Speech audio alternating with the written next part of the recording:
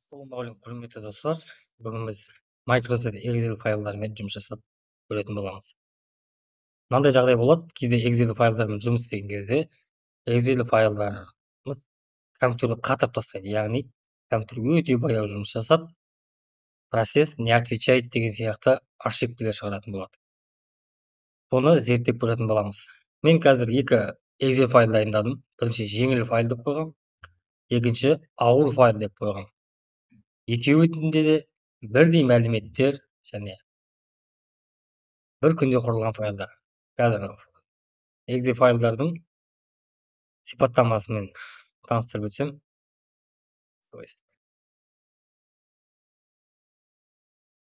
Мен мынау сол жақта ауыр файл деп қойғам. Файлдың көлемі 212 килобайт, ал оң жағында жеңіл файл деп қойғам. Ал оның көлемі 27,2 килобайт. Бірақ екеуінің ішіндегі файлдар, мәліметтер барлығы бірдей. Не үшін қатып қалады деген себеп. Қазір біртіндеп ашып көрсетейін. Алдымен жеңіл файлды ашып көрсетейін сіздерге. Уақытты осы қойдым мен қазір. Уақытта ашылады көрейік.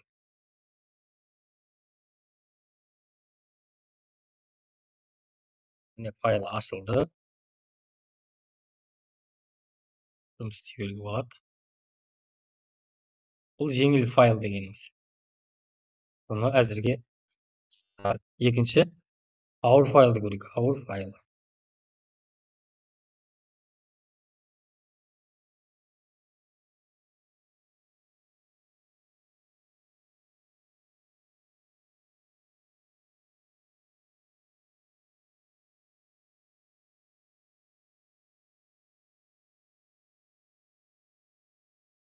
Жеңіл файлға қарағанда сәл баяу ашылды. Үлкейтіп күшейткен кезде де бұл жай баяу жұмыс жасайды. Көріп тұрған, байқалып тұрған шығар видеодан да. Ауыр файл дегеніміз, жаңа Excel'дегі файл баяу жұмыс жасап жатыр. Курсорымыз айналып қалып жатыр. Күрделі жөндеу дегенге өтіп көрсетейін екінші листті. Көріп тұрсыздар. Бұл ауыр файл. Неліктен мұндай жағдай туындайды? Бірінші кезекте бұл көзге көрінбейтін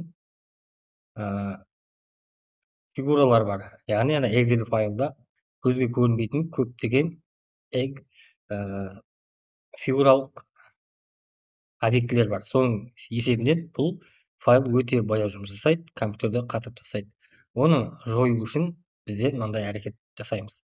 Алдымен найти и выделить дегенді басамыз. Одан кейін выделить группу ячейки деген таңдауымыз қажет. Яғни жоғарыдан санағанда төртіншісін басамыз. Бізге мынандай терезе ашылады.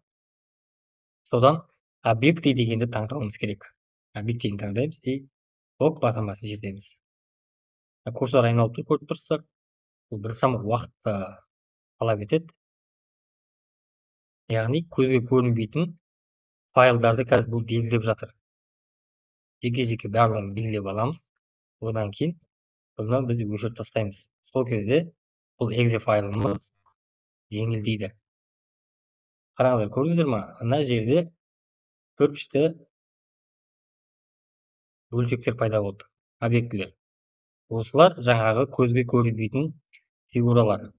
Осылардың есебінен бұл файлдың көлемі көп болып тұрады. Екінші, компьютердің жұмыс жасауын баяулатады. Яғни Excel'мен жұмыс жасап жатқан кезде осы көзге көрінбейтін объектілер жұмысты баяулатады. Енді бұны өшіру үшін осы белгіленген күйі еш нәрсені баспай, клавиатурадағы delete батырмасын шертеміз. Көзге көрінбейтін файлдарды өшіруде біршама уақыт алады.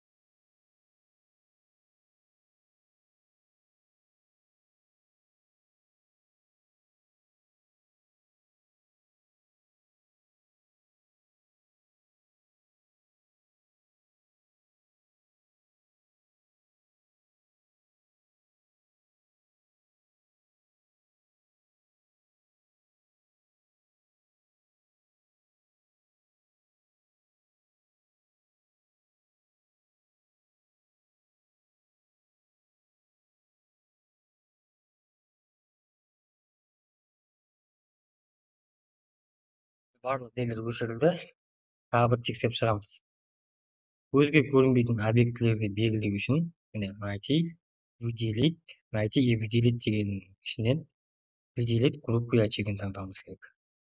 Одан кейін ашылған терезеден объективін таңдаймыз да құп батырмасын шертеміз.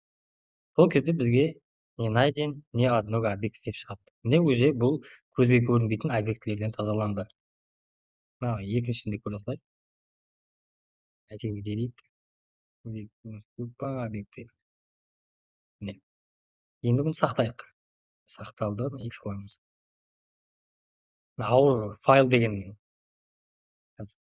сипаттамасын көрсетейін сіздерге. Оң жақта жеңіл файл көрсетейін. Сол жақта ауыр файл көлемі 27-2, жеңіл файл көлемі 27-2. Көрдіңіздер ме, құрметті достар? Осындай қарапайым ғана жол арқылы Excel'дің жұмыс істеуін тездетуімізге болады.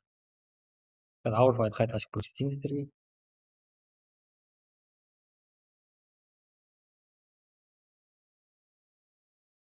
Алдыңғы не ауыр файлмен салыстырғанда бұл файлдың жұмыс істеуі жылдамдығы өсті. Құрметті достар, менің YouTube арнама тіркеліңіздер.